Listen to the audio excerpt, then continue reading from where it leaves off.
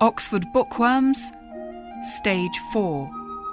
Published by FLTRP, copyright Oxford University Press, 2009.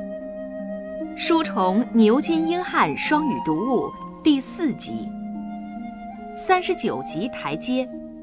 Thethirtyninesteps by John Buchan. Retold by Nick Bullard. Read by Mark Straker.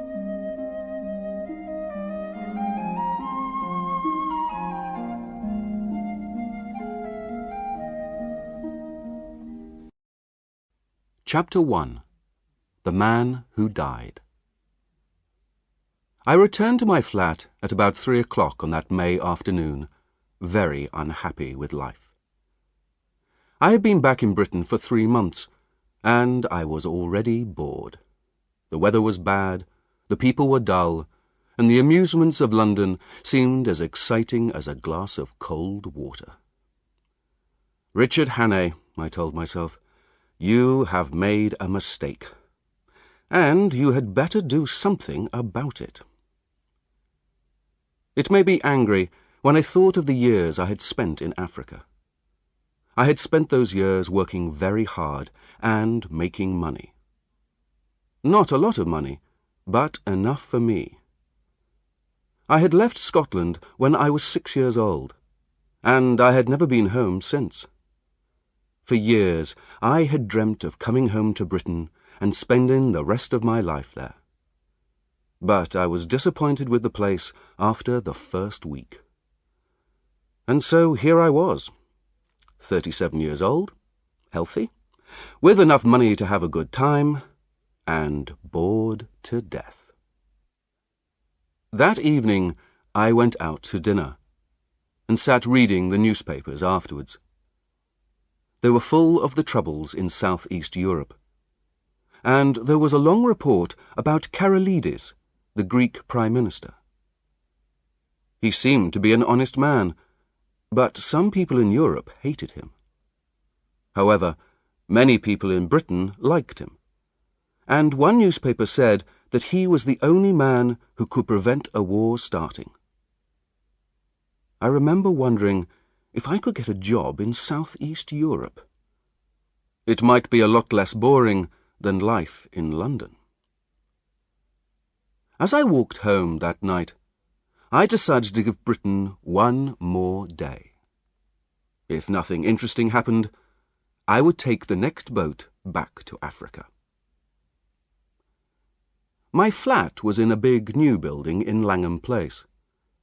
There was a doorman at the entrance to the building, but each flat was separate, with its own front door.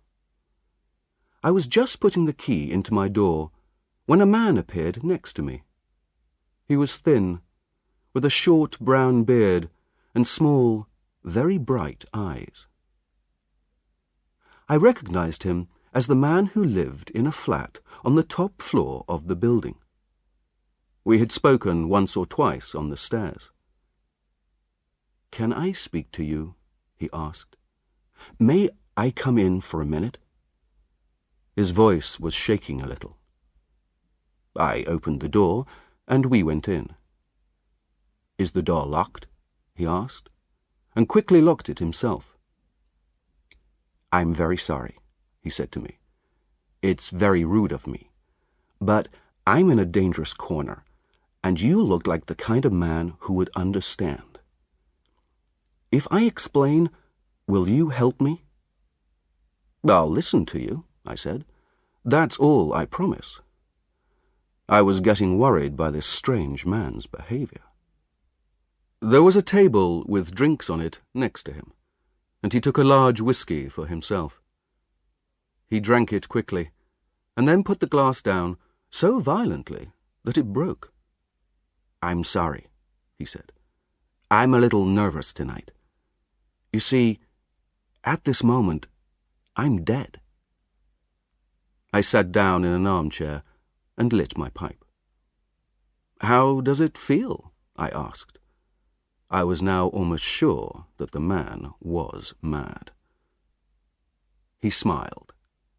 "I'm not mad, yet. Listen, I've been watching you, and I guess that you're not easily frightened. I'm going to tell you my story.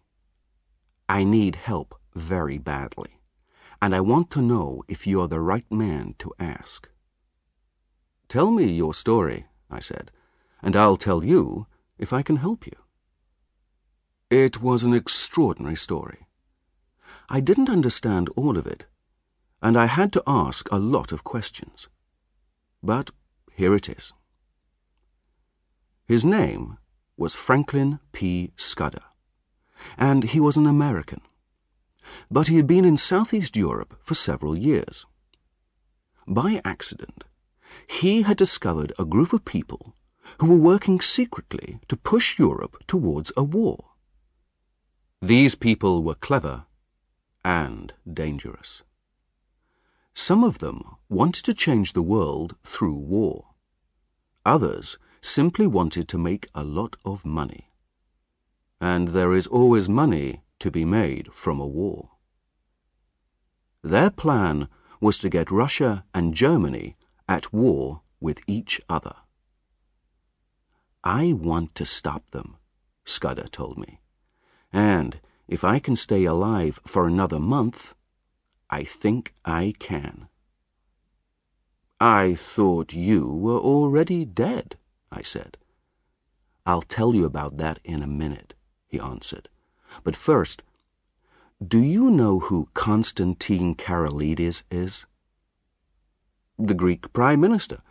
I've just been reading about him in today's newspapers." "Right. He's the only man who can stop the war. He's intelligent, he's honest, and he knows what's going on. And so his enemies plan to kill him. I have discovered how." That was very dangerous for me. So I had to disappear. They can't kill Karolidis in Greece because he has too many guards. But on the 15th of June, he's coming to London for a big meeting. And his enemies plan to kill him here. "You can warn him," I said. "He'll stay at home." That's what his enemies want. If he doesn't come, they'll win. Because he's the only man who understands the whole problem, and who can stop the war happening. "Why don't you go to the British police?" I said. No good. They would bring in 500 policemen, but they wouldn't stop the murder. The murderer will be caught, and he'll talk and put the blame on the governments in Vienna and Berlin. It will all be lies, of course, but everybody will be ready to believe it. But none of this will happen if Franklin P. Scudder is here in London on the 15th of June. I was beginning to like this strange little man.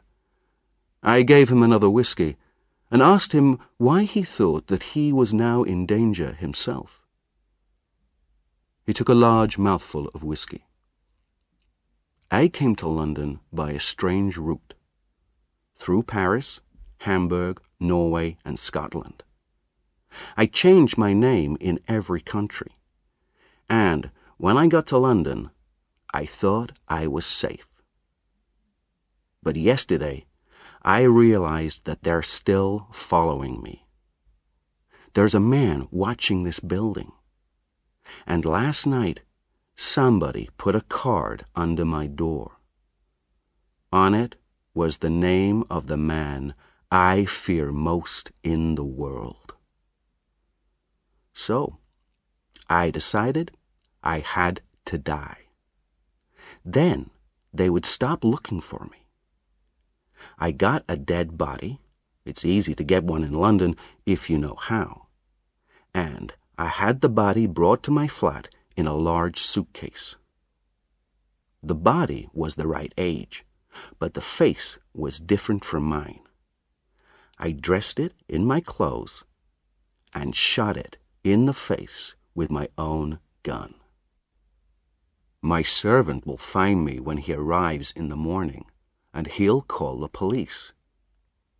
I've left a lot of empty whiskey bottles in my room.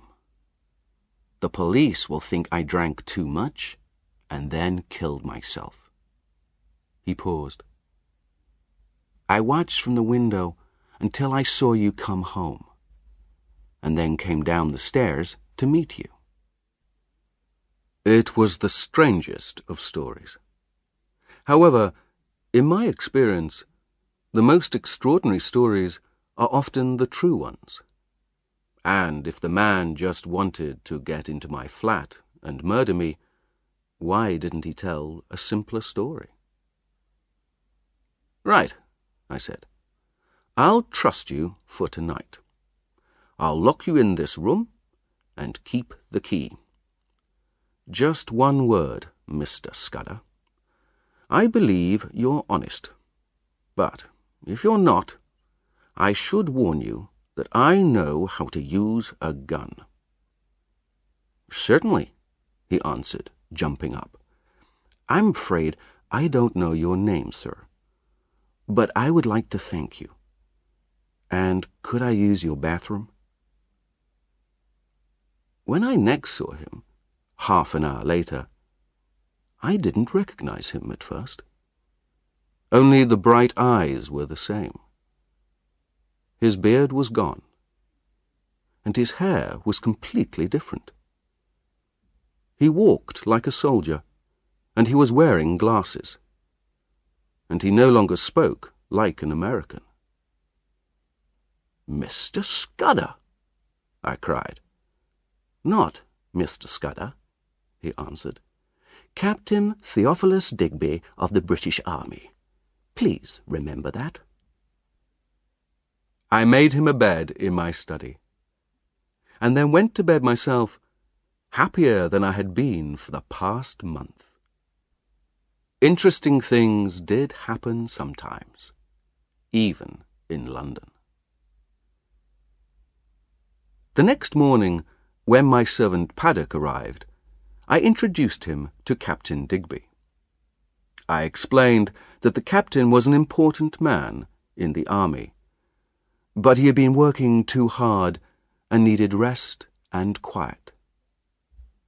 Then I went out, leaving them both in the flat. When I returned at about lunchtime, the doorman told me that the gentleman in flat 15 had killed himself. I went up to the top floor, had a few words with the police, and was able to report to Scudder that his plan had been successful. The police believed that the dead man was Scudder, and that he had killed himself. Scudder was very pleased. For the first 2 days in my flat, he was very calm, and spent all his time reading and smoking, and writing in a little black notebook. But after that, he became more restless and nervous. It was not his own danger that he worried about, but the success of his plan to prevent the murder of Carolides. One night, he was very serious. "Listen, Hannah," he said. "I think I must tell you some more about this business. I would hate to get killed without leaving someone else to carry on with my plan." I didn't listen very carefully.